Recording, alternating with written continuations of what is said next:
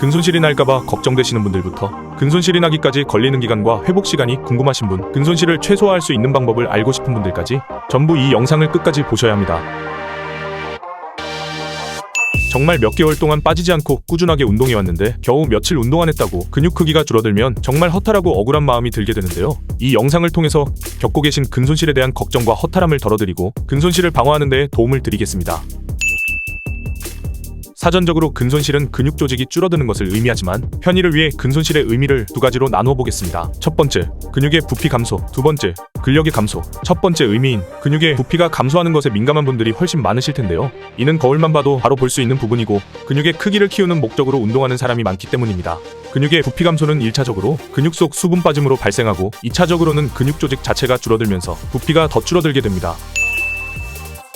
한 연구에 따르면 일주일에 4에서 5회 이상 운동을 꾸준히 진행하던 사람들을 대상으로 실험을 진행한 결과 운동을 쉰 지 일주일밖에 지나지 않았는데도 눈에 띄게 근육의 부피가 감소했다고 합니다. 그러나 운동을 쉬기 전과 후의 근육량을 각각 측정해 비교한 결과 몸속의 수분량을 제외한 근육량 자체에는 별다른 차이가 없었다고 합니다. 즉, 이 기간 동안에 근육의 부피가 감소한 이유는 근육 속에 저장되어 있던 수분이 빠져나갔기 때문이었던 것이죠. 수분이 빠져나갔을 때 근육의 부피가 얼마나 줄어드는지는 결과를 좌지우지할 요인들이 매우 다양하고 사람에 따라 차이가 너무 크기 때문에 수치로 계산해내기는 어렵습니다. 하지만 실제로 근육 속을 살펴보면 수분이 차지하는 비율이 무려 70%나 되는데요. 쓰지 않으면 빠르게 퇴화하려는 근육의 특성과 불과 이틀만 사용하지 않아도 활동성이 급격하게 떨어지는 특성, 일주일만 쉬어도 세포 유산소 호흡의 효율이 무려 50%나 감소한다는 점 등의 요소들만 고려해보더라도 수분만 빠져도 근육의 부피가 꽤 많이 줄어들 것이라고 예상할 수 있습니다. 그럼 근육 조직은 언제부터 줄어들기 시작할까요? 일반인 기준으로 운동을 쉰 지 3주가 되는 시점부터 단순히 근육 속 수분만 빠지는 것이 아니라 근육 조직 자체의 부피가 줄어들기 시작하고 근력도 함께 감소됩니다. 진짜 근손실은 운동을 쉰 지 3주째부터 발생한다고 볼 수 있는 것이죠. 물론 평소 일주일에 4회에서 5회씩 운동을 지속하던 사람들은 근손실이 4주 뒤부터 일어나는 경우도 있다고 합니다. 또한 운동을 쉰 지 5개월이 넘어가는 시점부터는 근육의 크기가 대략 3분의 1 이상 줄어든다고 합니다.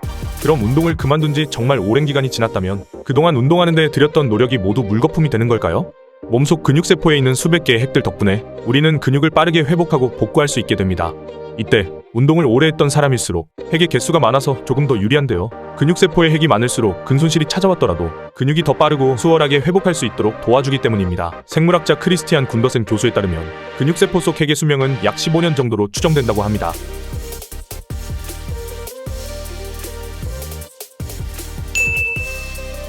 그럼 운동을 오랜 기간 쉬어서 근손실이 났을 때 근육이 완전히 복구되기까지는 시간이 얼마나 걸릴까요? 인간의 근육 속에도 두뇌의 기억처럼 데이터가 기록되는 장치들이 존재함을 의미하는 머슬 메모리의 개념에 따르면 운동을 한 달을 쉬어서 근손실이 났을 때 이를 복구하기 위해서는 최소 일주일 정도의 기간이 걸립니다. 또한 1년을 쉬었을 때 근육의 부피 및 근력을 복구하기 위해서 걸리는 기간은 최소 2달에서 3달 정도의 기간이 걸린다고 합니다. 무조건적인 것이 아니며 운동 강도, 영양 섭취 등 여러 요인에 따라 회복 기간이 달라질 수 있습니다. 시간과 노력을 가장 적게 들이면서 근손실을 최대한 줄이려면 두 가지만 지켜주시면 됩니다. 첫 번째는 충분한 칼로리와 단백질 섭취입니다.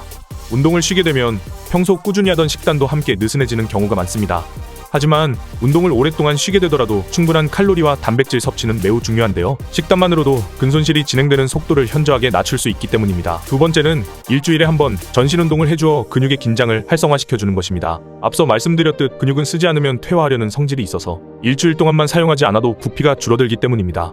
여기까지 시청하셨다면 앞으로는 근손실 걱정이나 허탈함보다는 근손실 방지에 더 초점을 맞추게 되실 겁니다. 시청해주신 모든 분들께서 지금까지 키워온 소중한 근육을 유지하실 수 있길 바라며 더 좋은 영상으로 찾아뵙겠습니다.